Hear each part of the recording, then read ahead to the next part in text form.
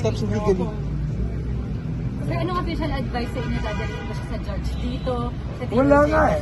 I don't even know because I have not communicated with my client. Sir, next step, sir. Next step. Ano yung pong plano nyo ngayon? Hindi ko muna makakausap ng kliyente ko. Hindi ko makakausap. Kung anong gagawin pati na. Kailangan makakausap ko yung arresting officer. At tapos, makakausap ko yung kliyente ko.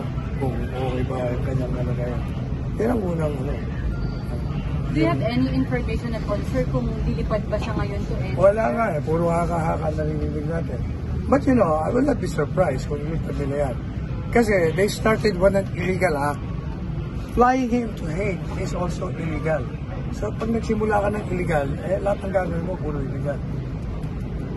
Sir, meron bang kumakausap or nag-a-attempt sa inyong kumuusap sa Marcos admin, Marcos cabinet? Wala. Like the high-level government Wala. officials? Wala. Hindi nga tayo makapasok. Yung pangkakausapin niya. So no communication at all, sir? Wala. Even when he was in Hong Kong, sir, walang Wala rin. communication? Wala.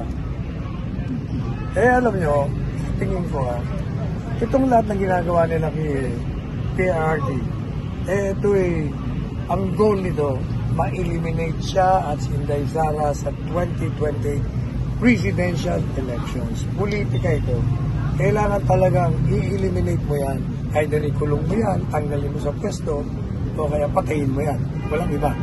Yan ang ginagawa nila para manatili sila sa kapangyarihan.